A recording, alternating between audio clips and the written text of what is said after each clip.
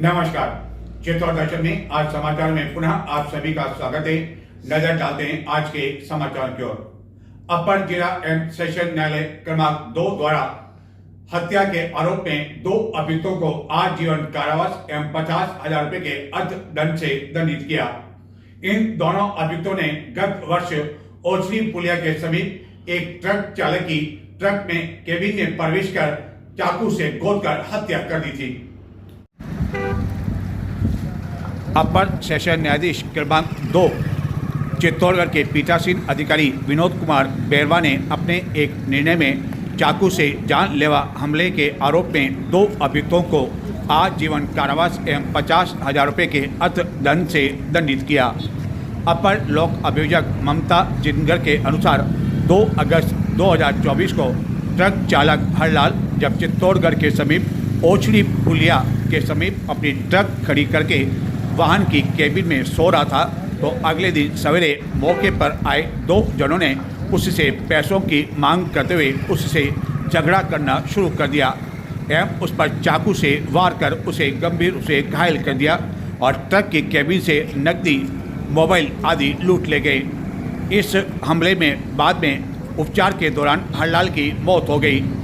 प्रकरण में न्यायालय में हुई सुनवाई के दौरान दोनों पक्षों की बहस सुनने के बाद पीठासीन अधिकारी द्वारा हमला करने वाले हरि सिंह एवं आजाद को दोषी करार देते हुए आजीवन कारावास से दंडित किया गया। राज्य भर में इस वर्ष राजस्थान दिवस के उपलक्ष्य में कई कार्यक्रम आयोजित किए जा रहे हैं। सरकार की ओर से 7 दिवसीय कार्यक्रम के तहत प्रतिदिन किसी न किसी जिले में राज्य स्तरीय समारोह का आयोजन किया जा रहा है, जिसके तहत शनिवार को भीलवाड़ा में मुख्यमंत्री एवं रोजगार उत्सव के साथ ही युवा सम्मेलन का आयोजन किया गया, जिसमें मुख्यमंत्री भजन लाल शर्मा के साथ ही अन्य कई मंत्री भी मौजूद थे। चित्तौड़गढ़ के इंदिरा प्रियदर्शनी ऑडिटोरियम में भी यह कार्यक्रम आयोजित किया गया, लेकिन इस कार्यक्रम के दौरान अधिकांश युवा मोबाइल में खोए रहे एवं यही नहीं, उपस्थिति कम होने की वजह से इस ऑडिटोरियम के पीछे खाली कुर्सियां पर्दे से ढक दी गई। राजस्थान में इस वर्ष राजस्थान दिवस धूमधाम के साथ मनाया जा रहा है। पूर्व में केवल 30 मार्च को राजस्थान दिवस मनाकर इतिश्री कर ली जाती थी, लेकिन इस वर्ष मुख्यमंत्री भजन लाल शर्मा के निर्देशानुसार 7 दिवसीय कार्यक्रम आयोजित किए जा रहे हैं एवं प्रतिदिन किसी न किसी जिले में राज्य स्तरीय का कोई आयोजन होने जा रहा है एवं सरकार की ओर से कई सौगातें दी जा रही है, जिसके तहत शनिवार को युवा सम्मेलन का आयोजन किया गया। राज्य स्तरीय कार्यक्रम भीलवाड़ा में संपन्न हुआ एवं चित्तौड़गढ़ में भी इंदिरा प्रियदर्शनी ऑडिटोरियम में यह कार्यक्रम आयोजित किया गया, लेकिन इसमें युवाओं की संख्या काफ़ी कम होने की वजह से ऑडिटोरियम के पीछे खाली कुर्सियां नहीं दिखाई दे। इस कारण पीछे वाले भाग को पर्दे से ढक दिया गया और इस दौरान अधिकांश युवा मोबाइल में खोए रहे और जब मंच से यह कहा जा रहा था कि आज के समय अधिकांश युवा मोबाइल में खोए रहते हैं और इसी कारण अपना कैरियर नहीं बना पा रहे, उसी दौरान यह युवा मोबाइल में चैटिंग करते हुए या अन्य कुछ कार्यक्रम आदि देखने में मस्त रहे और व्यस्त रहे। यही नहीं, इस कार्यक्रम के बीच में ही ऑडिटोरियम के बाहर छाछ का वितरण भी चिकित्सा एवं स्वास्थ्य विभाग की ओर से किया जाने लगा और जिनकी जानकारी जब युवाओं को मिली और ऑडिटोरियम में मौजूद अन्य को मिली तो वह सम्मेलन को बीच में ही छोड़कर बाहर छाछ पीने का आनंद लेने में लगे रहे। पर चढ़ना न करता है, आखिर उसकी कोशिश बेकार नहीं होती और कोशिश करने वालों की कभी हार नहीं होती। अब तालियों के साथ आमंत्रित करें, आ रही है नेक्स्ट प्रियंका जी दादूच, सहायक आचार्य हिंदी कपासन कॉलेज, अपने एक्सपीरियंस शेयर करने प्रियंका शुरू किया। और यह पंक्तियां हैं जो हर लड़की के लिए, हर गृहिणी के लिए हमेशा अभिप्रेरणा देगी। वो पंक्तियां मैं आपसे साझा करना चाहती हूँ। बांध लेंगे क्या तुम्हें ये मोम के बंधन सजीले, पथ की बाधा क्या बनेंगे तितलियों के पर रंगीले, बांध लेंगे क्या तुम्हें ये मोम के बंधन सजीले, पथ की बाधा क्या बनेंगे तितलियों के पर रंगीले। मैं पीएचडी करके यहाँ लौटा और जब मैं यहाँ पे ज्वाइन किया हूँ तो एक जो मुझे अपनी महती जिम्मेदारी लगती है वो ये है कि अगर मुझे अच्छा एकेडमिक मिला है, मुझे अच्छे प्रोफेसरों से पढ़ने का रहे, नामवर सिंह, मैनेजर पांडे, इन तमाम लोगों को मैंने वहाँ पे सुना, तो मेरी कोशिश ये रहेगी कि चित्तौड़ में पढ़ने लिखने का और बेहतर माहौल बने, हम लोग साथ में पढ़े लिखें। और मैं 23 की उम्र में बना तो इसमें जो एक कारण ये था कि दुविधाग्रस्त नहीं रहा। मैंने बीए की, एमए की, उसके बाद जेआरएफ किया और सीधा असिस्टेंट प्रोफेसर का पेपर दिया। तो जो बच्चे अभी ग्रेजुएशन में हैं या जो लोग अभी करियर चुनने में थोड़ा सा भी द्वंद में हैं, उनसे यही निवेदन है कि आप समय लें, समय लेने के बाद एक डिसीजन ले लें और फिर उसे सही साबित करें।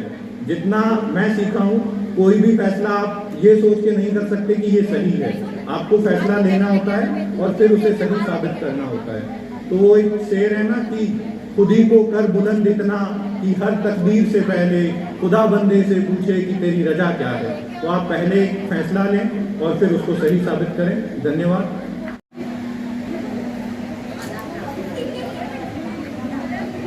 भारत माता की, भारत माता की।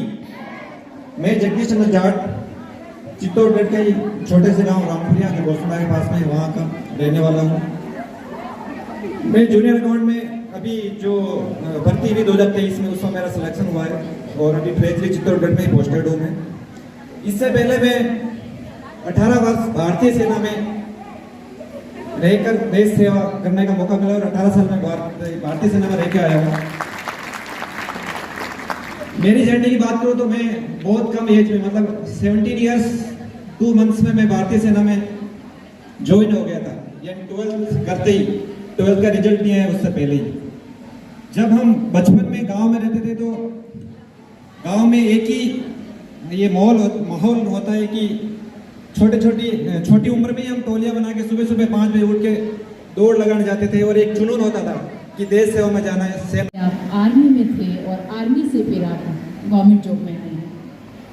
अगली कड़ी में आमंत्रित कर रही हूँ श्री गिरधारी लाल जी जाट, और बहुत ही जल्दी हमारे बीच में हमारे जिला कलेक्टर महोदय उपस्थित होने वाले हैं और उसके बाद हम कार्यक्रम की विधि में शुरुआत होने वाले हैं। हाल ही में आरपीएससी द्वारा आयोजित सहायक आचार्य भर्ती से अभिनव चयनित हुआ और मंडपिया में नियुक्ति मिली। पहले मैं बाड़मेर का निवासी हूँ, तो हम यूँ अलग अलग गीतों वगैरह में सांवरा सेठ का नाम सुनते थे तो फिर जाने की इच्छा होती थी कि कभी जाएं और देखें, और सांवरा सेठ की कृपा से उनके लिए हमारे पास इस सम्मेलन के दौरान कई युवाओं ने अपने अनुभव भी साझा किए कि किस तरह उन्होंने अपने जीवन में सफलता हासिल की।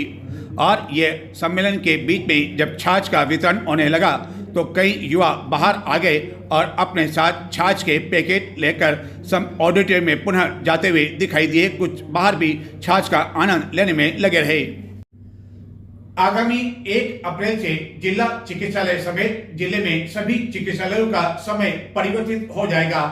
1 अप्रैल से चिकित्सालय प्रातः 8 से दोपहर 2 बजे तक खुला करेंगे, जबकि रविवार एवं अन्य अवकाश के दिन चिकित्सालय का समय 9 से 11 बजे तक रहेगा।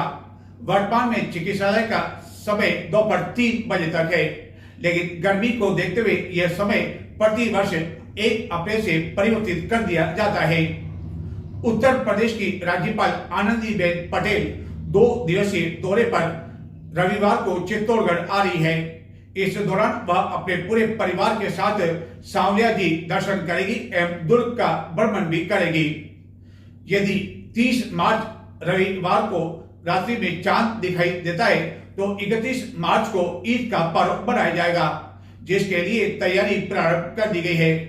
चित्तौड़गढ़ जिला मुख्यालय पर ईद की नमाज गंभीरी पुलिया के समीप ईदगाह में अदा की जाएगी और इस दौरान नमाज से वंचित रहने वाले नमाजी शहर में गोल प्याऊ स्थित दरगाह में नमाज अदा कर सकेंगे।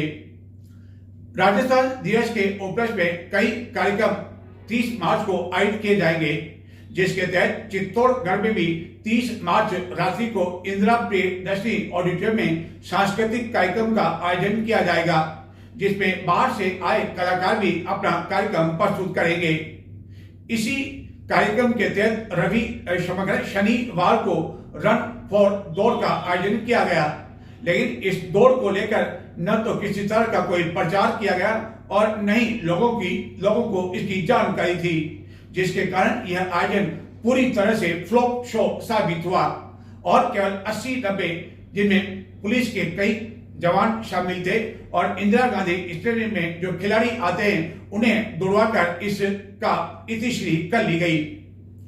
भारतीय नव वर्ष के उपलक्ष्य में चित्तौड़गढ़ में आयोजित 3 दिवसीय कार्यक्रम का आगाज शुक्रवार रात्रि को कवि सम्मेलन से हुआ था। इस दौरान देर रात्रि तक कवियों ने अपनी रचनाओं से श्रोताओं को बांधे रखा। शनिवार को इस भारतीय नव वर्ष के उपलक्ष्य में साई इंदिरा गांधी स्टेडियम से महिलाओं द्वारा वाहन रैली का आयोजन किया गया। यह वाहन रैली नगर के मुख्य मार्गों से गुजरती हुई सुभाष चौक पहुंची, जहां की निम्बाड़ा एवं चित्तौड़गढ़ की कम उम्र की बालिकाओं द्वारा शानदार हैरत अंगेज तलवारबाजी का ऐसा कार्यक्रम प्रस्तुत किया गया कि इस दौरान मौजूद लगभग सभी जने दांतों तले अंगुली दबाने के लिए मजबूर हो गए। लेकिन अफसोस इस बात का रहा कि इन बालिकाओं का जितना शानदार कार्यक्रम था, जितनी शानदार प्रस्तुति थी, उतनी अधिक उपस्थिति इस कार्यक्रम के दौरान देखने को नहीं मिली।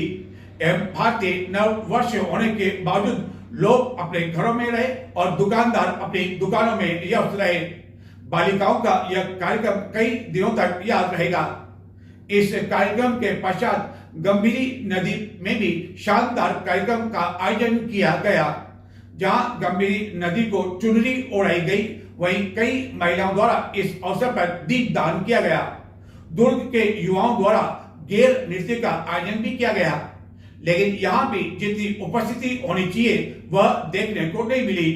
जबकि भारतीय नव वर्ष को लेकर आयोजक गत कई समय से व्यापक प्रचार प्रसार कर रहे थे, लेकिन इस भारतीय नव वर्ष के लिए भी लोग अपना समय निकाल नहीं पाए।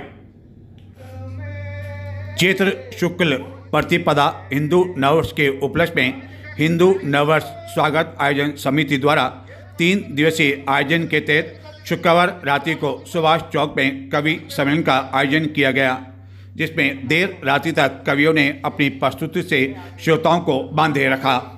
इस दौरान विभिन्न समाज के पदाधिकारियों आदि की ओर से विभिन्न स्थानों से आए कवियों का स्वागत किया गया।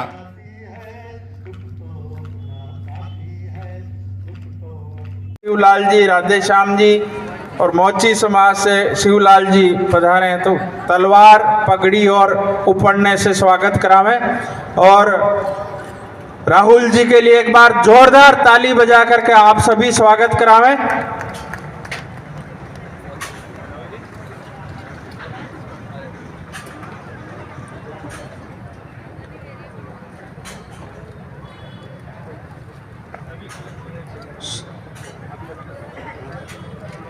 कवि गणों के स्वागत के 3 दिवसीय इस आयोजन के दूसरे दिन शनिवार साय इंदिरा गांधी स्टेडियम से विशाल वाहन रैली का आयोजन महिलाओं द्वारा किया गया।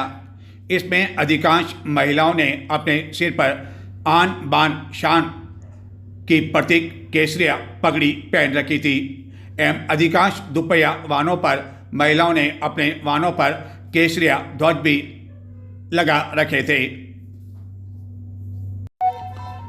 यह वाहन रैली नगर के मुख्य मार्गों से गुजरती हुई सुभाष चौक पहुंची एवं इस वाहन रैली में शामिल महिलाओं का उत्साह देखते ही बन पा रहा था, जो बीच मार्ग में जय श्री राम आदि के नारे लगाते हुए एवं दुपहिया वाहन के पीछे बैठी महिलाएं अपने हाथों में भगवा ध्वज लिए आन और बान शान के साथ इसे फहराते हुए चल रही थी।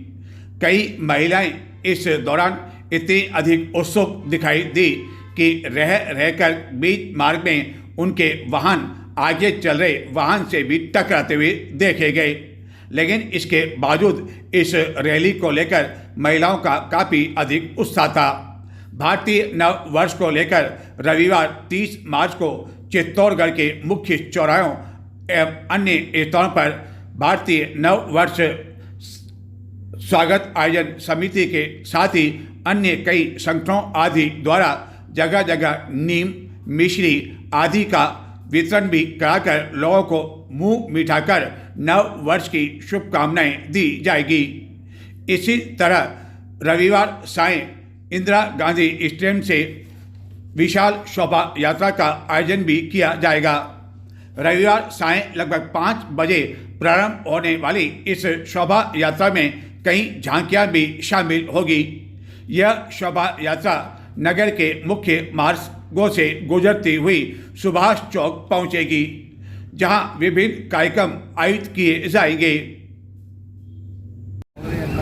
वाहन रैली के शहरी क्षेत्र में गोल प्याऊ पहुंचने से पहले ही एक धार्मिक स्थल के बाहर भारी पुलिस जाब्ता तैनात कर दिया गया। वाहन रैली की समाप्ति पर सुभाष चौक पर निम्बाड़ा एवं चित्तौड़गढ़ की बालिकाओं द्वारा तलवारबाजी आदि का हैरत अंगेज करतब प्रस्तुत किया गया एवं इन बालिकाओं ने अपने करतब एवं प्रस्तुति से कई जनों को दांतों तले अंगुली दबाने पर मजबूर कर दिया। लेकिन दुर्भाग्यपूर्ण स्थिति यह रही कि जितनी शानदार प्रस्तुति इन बालिकाओं की ओर से की गई, उतनी अधिक दाद देने वाले एवं वाहवाही देने वाले लोग यहाँ मौजूद नहीं थे। हालांकि कहने को तो चैत्र शुक्ल प्रतिपदा के दौरान हिंदू नव वर्ष का आगाज होता है, लेकिन जिस तरह की उपस्थिति इस आयोजन के दौरान शनिवार को होनी चाहिए वह देखने को नहीं मिली, जिससे बालिकाओं को निराशा अवश्य हाथ लगी। लेकिन जितने भी लोग मौजूद थे वह इस कार्यक्रम को और बालिकाओं के शानदार प्रस्तुति को निहारने में लगे रहे और अपने मोबाइल में कैद करने में लगे रहे। कई महिलाओं ने बताया कि इस तरह की शानदार प्रस्तुति उन्होंने अपनी जीवन में पहली बार देखी और इस कार्यक्रम से जो वंचित रह गए वह चित्तौड़ दर्शन पर तो इस कार्यक्रम को देख पाएंगे, लेकिन इस कार्यक्रम का अधिकांश लोगों में इतना अधिक वायरल किया जाए, शेयर किया जाए कि पूरे देश को मालूम हो सके कि भारतीय नव वर्ष के उपलक्ष्य में चित्तौड़गढ़ में शनिवार को बालिकाओं द्वारा किस तरह शानदार कार्यक्रम और शानदार प्रस्तुति दी गई, ताकि इन बालिकाओं की प्रशंसा न केवल चित्तौड़गढ़ जिले राजस्थान बल्कि पूरे देश में मिल सके, जिसके लिए यह बालिकाएं हकदार भी है।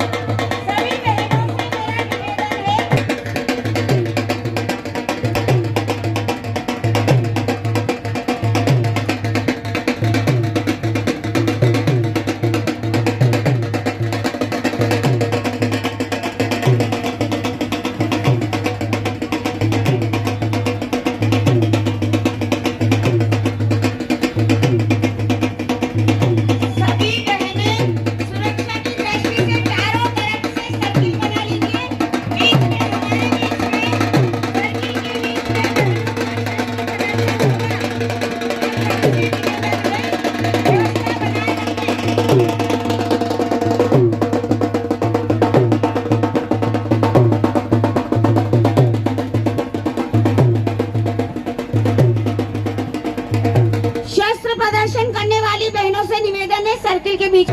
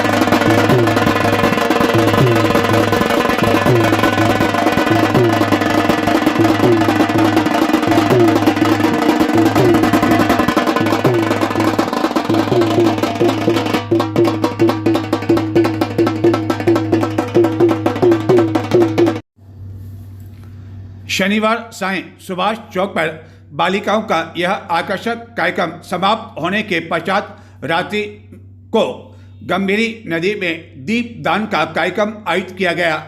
इस दौरान कई महिलाओं ने गंभीरी नदी में दीप दान किया एवं इस दौरान आकर्षण का केंद्र गंभीरी नदी को ओढ़ाई गई चुनरी रही, जिसके लिए विशेष तौर पर नाव का सहारा लिया गया और शानदार आतिशबाजी की गई, जो कि देखते ही बन पा रही थी।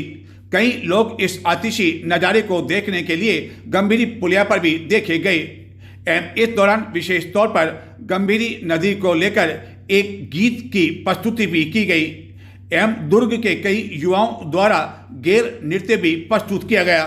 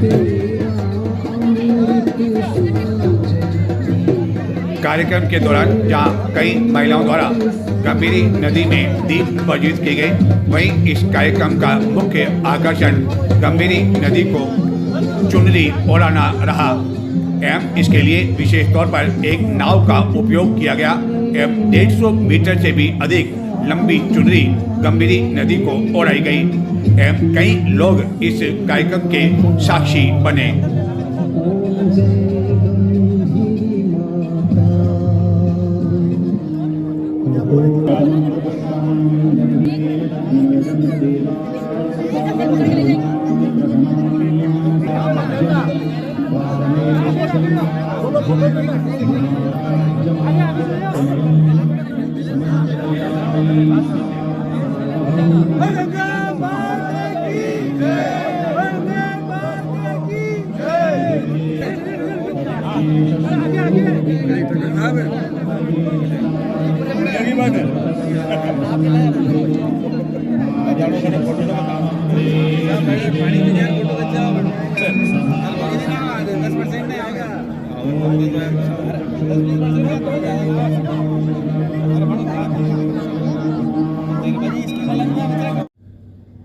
चित्तौड़गढ़ भाजपा जिलाध्यक्ष रतनलाल गांधी ने गत दिनों कार्यभार ग्रहण करने के पश्चात इंदिरा प्रियदर्शनी ऑडिटोरियम में आयोजित कार्यक्रम को संबोधित करते हुए तीखे शब्दों का उपयोग किया था एवं उन्होंने कहा कि जो पार्टी के साथ गद्दारी करेगा उसे पार्टी से निकालने में वह जरा भी देर नहीं करेंगे, जिसको लेकर कई तरह की चर्चाएं जोरों पर रही कि आखिरकार भाजपा जिलाध्यक्ष का इशारा किसकी ओर था। भाजपा जिलाध्यक्ष रतनलाल गांधी द्वारा शनिवार को पत्रकारों को भोज के लिए आमंत्रित किया गया। इस दौरान उन्होंने चित्तौड़ दर्शन से बातचीत करते हुए कहा कि जो उनका संबोधन था वह किसी को विशेष टारगेट बनाने के लिए नहीं था, बल्कि उन्होंने सामान्य तौर पर यह बात कही थी कि कोई भी हो, चाहे छोटा पदाधिकारी हो, बड़ा पदाधिकारी हो, पार्टी में गुटबाजी बर्दाश्त नहीं की जाएगी। भारतीय जनता पार्टी चित्तौड़ जिले की तरफ से बहुत बहुत स्वागत अभिनंदन करते हैं। इस सनातन संस्कृति का सबसे बड़ा दिन आ रहा है कल, जो हमारे देश की नहीं पूरी दुनिया का भारत एक मार्गदर्शन करने वाला देश है और जो सनातन संस्कृति है कई देशों के लोग यहाँ आके सीखते हैं कि ये जो संस्कृति है ये जीवित रखने का काम हमारे पूर्वजों ने जो किया इसको हमको आगे बढ़ाना है और कल आने वाला नववर्ष विक्रम संवत का हम सब तहे दिल से स्वागत करेंगे, अभिनंदन करेंगे और एक दूसरे के साथ मिल बैठ कर अच्छे देश की अच्छी प्रगति के विकास के बारे में चर्चा करेंगे। धन्यवाद। जिलाध्यक्ष के रूप में आपकी नियुक्ति हो चुकी है, क्या माना जाए कार्यकारिणी जिला कार्यकारिणी का गठन कब तक होने की संभावना माने? अभी हमारे नवनियुक्त मंडलों की कार्यकारिणी का पहले तय होगा, उसके बाद जिले की कार्यकारिणी का तय होगा। ये आप मानते हैं कि आपके मनोनयन में, आपकी नियुक्ति में चित्तौड़गढ़ जिले के 5 विधायक एवं चित्तौड़गढ़ के सांसद सीपी जोशी की सहमति थी? पूरी भारतीय जनता पार्टी की सहमति थी और उसी का परिणाम है कि हम सबको संगठन को साथ लेकर भारतीय जनता पार्टी के कार्यकर्ताओं को साथ लेकर अच्छा काम करने का प्रयास करें। लेकिन जो शपथ ग्रहण समारोह हुआ, उस शपथ ग्रहण समारोह में आपके द्वारा जो तीखे शब्दों के बाण चलाए गए, उसका इशारा आखिरकार किसकी ओर था? नहीं, कोई तीखे बाणों का बाण नहीं चलाया गया है। भारतीय जनता पार्टी की रीति नीति के साथ जो बात होती है वही बात की गई है और किसी के तरफ इशारा नहीं था।